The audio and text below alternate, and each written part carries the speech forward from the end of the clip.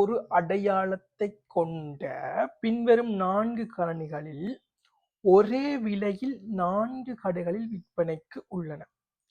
அவை ஒவ்வொன்றும் ஒரு டிபி பேண்ட்விட்த்தையும் ஒரு விஜிஏ துறையையும் கொண்டுள்ளதோடு ஒரே அளவான மின்னை நுகர்கின்றன. இவற்றில் கொள்வனவு செய்வதற்கு மிகவும் பொருத்தமானது எது என்று கேட்டிருக்கு. ஒன்று வந்து பிராண்ட்.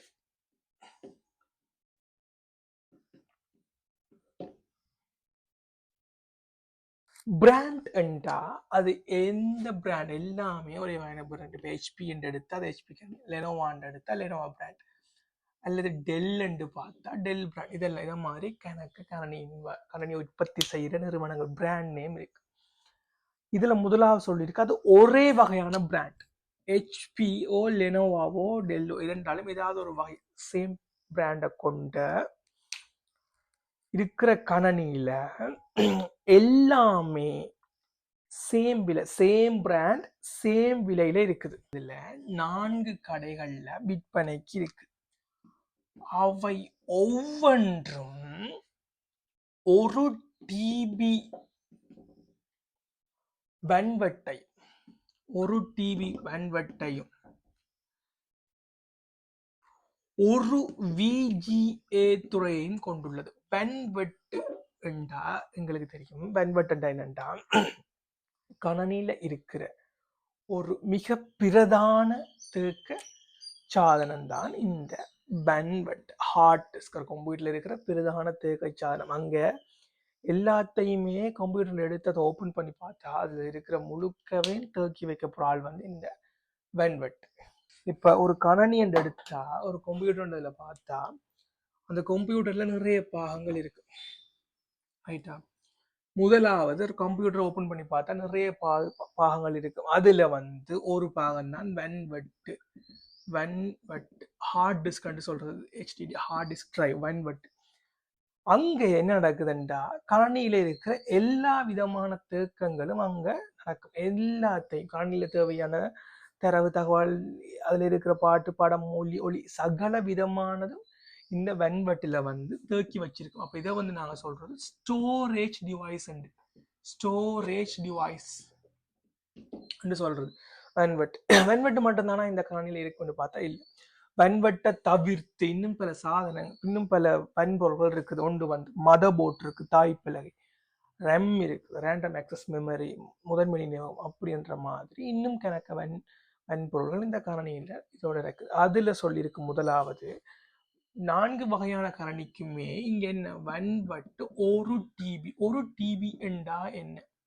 முதல்ல டிபி என்று எதை சொல்றது என்று பார்த்தா, உதாரணத்துக்கு நாங்க பாக்குறோம்டா தண்ணீண்ட கொள்ளளவுகள் லீட்டர்ல சொல்றோம், அதை விட அரிசி மாசி கிலோகிராம்ல சொல்றோம். அது போல இந்த பேண்ட்விட் கொள்ளளவுகளை அளவிடுறதுக்கு பயன்படுகிறது தான் டிவி. உதாரணமா இது எப்படி வரும் என்றால் 8 பிட்ஸ் சேர்ந்து 8 பிட்ஸ் சேர்ந்து ஒரு கேபி உருவாக்கும். பிட்ஸ் என்றால் பிட்ஸ் என்றா ஒன்றுமில்லை, கணனிக்கு விளங்கக்கூடியது என்று பார்த்தா இப்ப மனுஷனுக்கு நாங்க எல்லாமே மொழிகள் தெரிஞ்சிருக்கு, பாஷைகள் தெரிஞ்சிருக்கு, எல்லாத்தையும் விளங்கிக்கிறோம். அத மாதிரி கணனிக்கு 2 தான் விளங்கும். ஒன்று 0, இன்னொன்று 1. இந்த எண்களை வச்சு கொண்டுதான் கணனி புரிஞ்சு கொள்ளும். 0 என்றா ஆஃப் நிலை, 1 என்றா ஒன் நிலை. அத மாதிரி 8 பிட்ன்றது உதாரணத்துக்கு 4 0 4 1 அல்லது 8 0 அல்லது 4 0 3 0. அத மாதிரி 8 தானங்கள். இது ஒவ்வொன்றும் ஒவ்வொரு பிட்கள் என்று சொல்லப்படுது. அப்ப இந்த 8 பிட் சேர்ந்து ஒரு கேபி உருவாக்கும். 1024 கேபி சேர்ந்து ஒரு எம்பி உருவாக்கும். 1024 எம்பி சேர்ந்து ஒரு ஜிபி உருவாக்கும். 1024 ஜிபி சேர்ந்து ஒரு டிபி உருவாக்கும். 1024 டிபி சேர்ந்து ஒரு பிபி உருவாகும். இப்படி கொஞ்சம் வரைக்கும் போய்கொண்டிருக்கும். இவ்வளவும் போதுமானது. அப்ப இதுல சொல்றது இந்த 4 கணனியுமே ஒரே அளவான கொள்ளளவு, கெப்பாசிட்டி வந்து ஒரே அளவுக்காகத்தான் அதில் பேன்பட் ஹார்ட் டிஸ்க் டிரைவ் கெப்பாசிட்டி இருக்குதுன்றதான் இல்லை சொல்லியிருக்கு. அடுத்து என்ன சொல்றேன்டா, ஒரு விஜிஏ துறையும் கொண்டுள்ளதோடு என்று சொல்லியிருக்கு, அதையும் சொல்லியிருக்குது. மற்றது ஒரு விஜிஏ துறையையும் கொண்டுள்ளது. அப்ப கணனியில பிஜிஏ துறை என்றா என்ன, விஜிஏ துறை என்றா என்ன? இந்த கணனியை பார்த்தா நாங்கள் லேப்டாப்பை தவிர்த்து முதல்ல பிசி உள்ள கணனியை பார்த்தா இங்கால பிசியும் இங்கால கம்ப்யூட்டர், பிசி பர்சனல் கம்ப்யூட்டர் அல்ல சிஸ்டம் யூனிட்னு சொல்றது, இந்த பிசியையும் இந்த கணனி இந்த இரண்டையும் இணைக்கிறதுக்கு பயன்படுத்தப்படுற ஒரு கேபிள், ஒரு வயர் கொண்ட சாதனம் தான் இந்த விஜிஏ வடம் என்று சொல்றது. விஜிஏ துறை வேற, விஜிஏ வடம் வயர் வேண்டாம், விஜிஏ துறை விஜிஏ. அப்ப இந்த விஜிஏ வடத்தை இணைக்கிறதுக்கு பயன்படுத்தப்படுற துறை தான் இங்க விஜிஏ துறை. இப்படி விஜிஏ மட்டும் தானாண்டா இல்லை, விஜிஏ மாதிரி HDMI DVI என்ற 3 துறைகள், விஜிஏ HDMI DVI என்ற 3 துறைகள் இருக்குது. இந்த 3 துறைகளும் எதற்காக பயன்படுத்தப்படும் என்றால் கணனி இந்த சிஸ்டம் யூனிட்டை இந்த டெஸ்க்டாப் மானிட்டரோட இணைக்கிறதுக்கு பயன்படுத்தப்படுது. இங்க இருந்தா ரெண்டுக்குமான ஒரு கனெக்ஷன் இருக்கு. இதுக்கு HDMI இப்போ அதிக அளவு பயன்படுத்தப்படுறது இந்த ஹை டெஃபினிஷன், இதனால இதனால பிளஸ் அட்வான்டேஜ் ஒளி ரெண்டுமே அனுப்பக்கூடியதாக இருக்கிறது. இது ஒரு பிளஸ். இப்ப இந்த கேள்வியின்படி பார்த்தோம்னா நாங்க கொள்வனவு செய்யறதுக்கு மிகவும் பொருத்தமானது எது என்று கேட்டிருக்கு. இது கேள்வி. அப்ப ஒரே பிராண்ட், ஒரே கொள்ளளவு வெண்வெட்டு, ஒரே விஜிஏ துறை எல்லாமே ஒன்றா இருக்குது. அதுக்குள்ள 4 விடம் இருக்கு. இதுல எது கொள்வனவு செய்யறதுக்கு பொருத்தமா இருக்கு? முதலாவது விடத்துல பார்த்தா என்ன சொல்லியிருக்கா, முறை வழியாக்கி 2.9 GHz, பதுக்கு நினைவகம் 6 MB, RAM 4 GB, USB துறைகள் 4 வந்திருக்கு. அப்ப மேலே இருக்க எல்லாமே ஒன்றா கொடுத்துட்டு மிச்சத்துல என்னென்ன வித்தியாசம் வந்திருக்காங்கடா, ஒன்று முறை வழியாக்கின்னு சொல்லியிருக்கு. முறை வழியாக்கிட கதியை பற்றி காய்ச்சிருக்கு. முறை வழியாக்கிட கதி எவ்வளவு என்றால் 2.9 GHz சொல்லியிருக்கு. முறை வழியாக்கின்ற கதி பொறுத்தபடி பார்த்தா KHz, MHz, GHz வரைக்கும் இருக்கு. இதுல தந்திருக்கிறது GHz ஒரு அதிகபட்சமானதான். அப்ப இந்த முறை வழியாக்கின்ற கதி அதிகரிக்க இது எவ்வளவு அதிகரித்து கொண்டு போகுதோ இதை வச்சுக்கொண்டே நாங்கள் ஒரு முடிவுக்கு வரலாம். கிட்டத்தட்ட ஒரு முடிவு வரலாம். முறை வழியாக்கின்ற கதி அதிகரிக்கவே இந்த கணினிட விலை அதிகரிக்கும். முதலாவது போய் ரெண்டாவது சொல்லியிருக்கு பதுக்கு நினைவகம் கேஷ். அந்த கேஷோட சைஸ் வந்து 6 MB. இதே மாதிரி தான் கேஷ் மெமரி, பதுக்கு நினைவகம்ன்றது பிறகு போய் பார்ப்போம். இதுவும் ஒரு குறிப்பிட்ட தேவைக்காக பயன்படுத்தப்படும். இதிடையும் கொள்ளளவு அதிகரிக்க பொறுத்து கணினியின் விலையும் அதிகரித்து கொண்டே போகும். அடுத்தது வந்து ரேம். இதே மாதிரி தான் ரேம். இதுவும் வந்து இருண்ட கொள்ளளவும் அதிகரிக்குது என்றால், ரெம்முண்ட கொள்ளளவும் அதிகரிக்குது என்றால் அதோட விலை வந்து அதிகரித்து கொண்டே செல்லும். அடுத்தது பார்த்தால் யூஎஸ்பி துறைகள், அது மாதிரி தான் இதுவும் ஒரு அட்வான்டேஜ் தான். யூஎஸ்பி துறை எங்களுக்கு ஒரு 4 யூஎஸ்பி துறை 4ன்னு சொல்றோம், அதோட ஒரு 8 இருந்தால் அட்வான்டேஜ். இதுவும் மிக பொருத்தமானது. அப்ப ஃபர்ஸ்ட் ப்ரியாரிட்டி இதுக்கு கொடுத்து கொண்டு பிறகு இதை பார்த்தா இதுவும் அதிகபட்சமா இருந்தால் எங்களுக்கு இன்னும் பிளஸ். அப்ப இதை அடிப்படையாக கொண்டு கதியில வந்து 3.6 GHz அது ஒரு அதிகளவானதாக இருக்குது. அதை பார்க்கலாம். அதே இடத்துல பதுக்கு நினைவகம் 16 MB 4வது அதுவும் அதிகளவா இருக்கு. அதே நேரத்துல RAM 8 GB அதுவும் அதிகளவா இருக்கு. அதே நேரத்துல USB துறைகள் 8 இருக்கு. அப்ப மிகவும் இதுக்கு முதலாவது மிகவும் பொருத்தமான விடை 4வது விடை. இரண்டாவது அச்சிடப்பட்ட ஆவணங்களில் உள்ள ஆங்கில உரைகளை கவர்வதற்கு பயன்படுத்தப்படும் சாதனம், கேப்சர் பண்றது. அப்ப ஏற்கனவே ஒரு பேப்பர்ல அச்சிடப்பட்டுல ஏதாவது ஒரு பிரிண்டட் பண்ண ஒரு பேப்பர்ல இருக்கிற ஆவண டெக்ஸ்ட் எல்லாத்தையுமே வந்து கேப்சர் பண்ணணும். அங்க பயன்படுத்தப்படுற சாதனம் என்று கேட்டா 4 விடை இருக்கு. ஒன்று பட்டை குறிமுறை வாசிப்பான், பார்கோட் ரீடர். பட்டை குறிமுறை வாசிப்பான். இரண்டாவது வந்து காந்தமை வரியுறு வாசிப்பான். இரண்டாவது வந்து காந்தமை வரியுறு வாசிப்பான், magnetic ink character reader.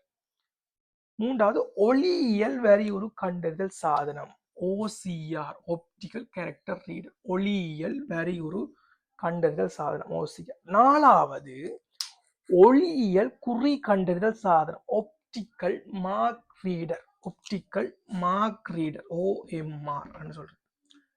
Barcode reader உண்டா பட்டை குறிமுறை வாசிப்பான ஒன்றும் இல்லை. இந்த சூப்பர் மார்க்கெட்ல இருக்கிற அல்லது சூப்பர் மார்க்கெட் போய் போனா தெரியும், அங்கே இருக்கிற பிரிண்டட் பண்ண பார்ல இருக்கிற டீட்டெயில்ஸை ரீட் பண்றதுக்காக பயன்படுத்தப்படுறது தான் barcode reader. MICR, magnetic ink character reader என்ன செய்வாங்க சொல்றது, காந்த மயூர் வாசிப்பான்னு சொல்றது. கூடுதலாக அந்த பேங்க்ல செக் அதுல ரீட் பண்றது, அந்த ரிலேட்டடா பேங்கிங்ல கொஞ்சம் கூட யூஸ் பண்றது, காந்த மயூர் ரிலேட்டடான டீட்டெயில்ஸை ரீட் பண்றதுக்கு பயன்படுத்தப்படுறது தான் இந்த MICR. OCRன்றது வந்து இவர் தான் இந்த பிரிண்டட் ஆவணங்கள் இருக்கிற டெக்ஸ்டை கேப்சர் பண்றதுக்கு, பிரிண்ட் பண்ணல இருக்க டெக்ஸ்ட் எல்லாத்தையுமே ரீட் பண்றதுக்கு பயன்படுத்தப்படுற, வாசிக்கிறதுக்கு பயன்படுத்தப்படுற ஆள் தான் இந்த OCR. OMR வந்து இவர் OMR என்றால் புள்ளிகள், புள்ளி அச்சு, புள்ளடிகள், புள்ளிகள், எக்ஸாம் பேப்பர் MCQல இருக்கிற புள்ளடிகள் அது போன்றதை வாசிக்கிறதுக்கு பயன்படுத்தப்படுறவர் தான் இவர் OMR, ஆப்டிக்கல் மார்க் ரீடர். இதுல படி இந்த கேள்வியில் இருக்கிற டெக்ஸ்டை கேப்சர் பண்றதுக்கான ஆள் வந்து OCR, optical character reader, OCR. பின் வருவனவற்றுள் ஏது ஒரு திண்ம நிலை சாதனமாகும்? மூன்றாவது கேள்வி, திண்ம நிலை சாதனம், solid state என்று சொல்றோம். அப்ப இந்த தேக்க சாதனங்களை கூடுதலா 3 நிலையில, 3 ஸ்டேஜ்ல பிரிப்போம். தேக்க சாதனங்களை 3. ஒன்று வந்து காந்தவியல் தேக்க சாதனம், மேக்னெட்டிக் காந்தவியல் தேக்க சாதனம், ஒளியியல் தேக்க சாதனம், திண்மவியல் தேக்க சாதனம் இருக்கும். காந்தவியல், மேக்னெட்டிக், ஆப்டிக்கல், solid ஸ்டேட், காந்தவியல், ஒளியியல், திண்மவியல் என்ற 3 வகையா பிரிச்சாச்சு. காந்தவியல் தேக்க சாதனத்துல பார்த்தா ஒன்று வந்து வென்வெட்டு என்று சொல்றது. வென்வெட், hard disk drive, hard disk வென்வெட்ன்றது இது எங்களுக்கு தெரியும். கணினில இருக்கிற கணினில எல்லாத்தையுமே ஒரு பிரதானமா தேக்கி வச்சிருக்கிற ஆள் வந்து இந்த வென்வெட். இவர் தான். இவர் காந்தவியல் தொழில்நுட்பத்தை பயன்படுத்தி, இவர் பயன்படுத்துற தொழில்நுட்பம் தன் சேமிப்புக்காக காந்தவியல் தொழில்நுட்பத்தை பயன்படுத்தி தன்னகத்திலே தகவலை சேமிச்சு வச்சிருக்கிறவர்கள் தான் இந்த வென்வெட்டு. இரண்டாவது நெகிழ்வெட்டு என்று சொல்றது. நெகிழ்வெட்டு, ஃப்ளப்பி டிஸ்க், நெகிழ்வெட்டு, ஃப்ளப்பி வந்து தற்சமயம் பாவனையில இல்லை என்றாலும் ஆரம்ப காலத்துல பயன்படுத்தப்பட்டது ஃப்ளப்பி. இதுவும் ஒரு காந்தவியல் தொழில்நுட்பத்தை பயன்படுத்தி சேமிக்கப்பட்ட சாதனம் தான் இந்த ஃப்ளப்பி டிஸ்க். அடுத்தது வந்து காந்த நாடா, மேக்னெட்டிக் டேப், காந்த நாடா, மேக்னெட்டிக் டேப். அப்ப இது எல்லாமே இதுல தொழில்நுட்பம் என்னன்னு பார்த்தா காந்த தாண்டிய தொழில்நுட்பம், காந்தவியல் தொழில்நுட்பம். அதனாலதான் இது வென்வெட்டுற கொள்ளளவு இப்ப டிவி அளவுல பயன்படுத்தப்பட்டு கொண்டு போகுது. கொள்ளளவு அது சேமிக்கிற அளவு. நெகிழ்வெட்டு முதல் ஆரம்ப காலத்துல MB KB கணக்குல இருக்கு, 1/4 MB இது போன்று ஒரு குறிப்பிட்ட ஒரு அளவு ஆன கொள்ளளவை கொண்டுதான் பயன்படுத்தப்பட்டது. காந்த நாடா பல அளவுல காணப்பட்டது. ஒளியியல்ல பார்த்தா ஒன்று வந்து CD, DVD, ப்ளூரே. இதோட கொள்ளளவும் CD வந்து 650 MB, 700 MB, DVD 4 GB, Blu-ray 15 25 GB என்ற ரேஞ்சில் இதோட கொள்ளளவுகள் வந்து போய்கொண்டு இருந்தது. அடுத்தது திண்மவியல் சேமிப்பு சாதனம் பயன்படுத்தப்படுற ஆள் flash drive, USB, memory card, இதுகள் சம்பந்தமா இந்த சாலிட் ஸ்டேட் சொல்ற திண்மவியல் தொழில்நுட்பத்தை பயன்படுத்தி அங்க ஒன்று பார்த்தா, இப்ப ஒளியியல் தொழில்நுட்பம் பார்த்தா இந்த CD, DVD, ப்ளூரே எல்லாம் ஒரு ஒளியை பயன்படுத்தி, ஒளி என்றது வெளிச்சம், இதை பயன்படுத்தி இதுல சேமிப்பு நடக்கிறதால இது ஒளியியல் தொழில்நுட்பம். இது திண்மவியல் தொழில்நுட்பம்ன்றது அதுல திண்மம்ன்றது ஒரு சின்ன சாலிட் சின்ன சின்ன ஒரு கம்பிகள் பயப்படுத்த சேமிப்பு எல்லாம் இருக்கும். அதனால இதை சொல்றது திண்மவியல் சேமிப்பு சாதனம். இதுல கேள்வியின்படி பார்த்தா solid ஸ்டேட் சாதனம் என்று கேட்டிருக்கிறது. இருவட்டு வந்து ஒளியியல், காந்த நாடா வந்து காந்தவியல், வெண்வெட்டு காந்த, யூஎஸ்பி பளிச்சீட்டு செலுத்து. இங்க யூஎஸ்பி தான் வந்து திண்மவியல்.